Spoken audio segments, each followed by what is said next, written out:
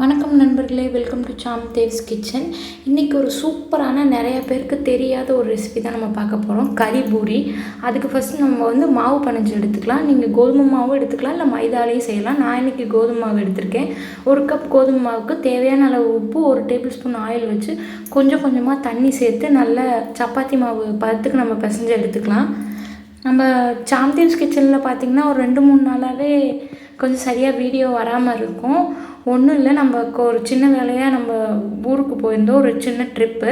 இப்போ மாவு நல்லா பினஞ்சு வச்சுட்டோம். இப்போ நம்ம உள்ளே வைக்கிற ஸ்டஃபிங்க்கு தேவையான இது ரெடி பண்ணிக்கலாம். நம்ம மட்டன் ஸ்டஃபிங் தான் வைக்க போகிறோம். அதுக்கு ஃபஸ்ட்டு பார்த்திங்கன்னா ஒரு கடாயில் ஆயில் சேர்த்துக்கோங்க. ஆயில் நல்லா சூடானதும் ஒரு முந்திரி, ஒரு 5-6 முந்திரி குட்டி குட்டியாக உடச்சி நம்ம சேர்த்துக்கலாம். இதை நல்லா ரோஸ்ட் பண்ணிக்கலாம், நல்லா கோல்டன் ப்ரௌன் ஆகிற வரைக்கும். இப்போ நம்ம இந்த ஸ்டேஜில் பார்த்திங்கன்னா வெங்காயம், பூண்டு சின்ன சின்னதாக கட் பண்ணி சேர்த்துக்கலாம். இதையும் நல்லா ரோஸ்ட் பண்ணிக்கலாம். நீங்கள் மட்டன் கொத்துக்கறியாக கேட்டு வாங்கிக்கோங்க. அப்படி சப்போஸ் உங்களுக்கு கிடைக்காத பட்சத்தில் போன்லெஸ் மட்டன் வாங்கி அதை நல்லா ஒரு 6-7 விசில் வச்சு நல்லா வேக வச்சுட்டு அதுக்கப்புறம் நீங்கள் குட்டி குட்டியாக சாப் பண்ணி நீங்கள் இது ரெசிபியில் சேர்த்துக்கலாம்.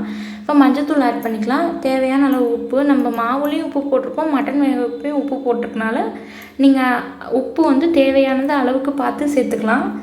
இப்போ நம்ம ஒரு சின்ன ஒரு மிக்சிங் ரெசிபி. அதுக்கு பார்த்திங்கன்னா ஒரு 1/2 மூடி அளவு தேங்காய், 2 பச்சை மிளகா, கொஞ்சம் இஞ்சி நல்லா கொரப்பாக அரைச்சி சேர்த்துக்கலாம்.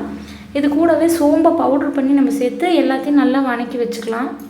இப்போ நம்ம உருட்டி வச்சுருந்த மாவில் இந்த மாதிரி ரவுண்ட் அளவுக்கு தேய்ச்சிட்டு இப்போ அந்த ஸ்டஃபிங்கை உள்ளே வச்சு கார்ன்ஃப்ளவர் மாவும் தண்ணி சேர்த்து கலந்து இந்த சமோசாக்கெலாம் நம்ம ஒட்டுவோம் பார்த்திங்களா, அந்த பதத்தில் நம்ம சைடு ஃபுல்லாக நம்ம ஒட்டிட்டு இதை மடக்கிக்கலாம். இப்படி 1/2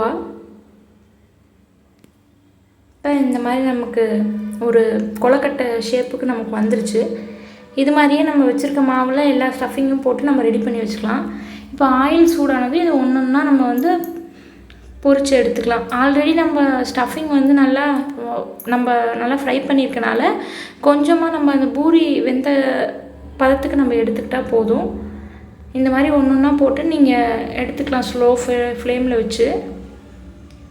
பார்த்திங்கன்னா சூப்பராக இருக்கும். இது ஒரு ஸ்நாக் ரெசிபியாகவும் நீங்கள் சாப்பிட்லாம், இல்லை மெயின் டிஷ்ஷாகவும் சாப்பிட்லாம். இதுக்கு எந்த ஒரு சைட் டிஷ்ஷும் தேவையில்லை. ரொம்ப சூப்பராக இருக்கும். 1 டைம் ட்ரை பண்ணி பாருங்கள். இதில் வெஜ்ஜஸ் கூட நீங்கள் வச்சு உங்கள் ஸ்டைலுக்கு நீங்கள் ட்ரை பண்ணலாம். தேங்க்யூ.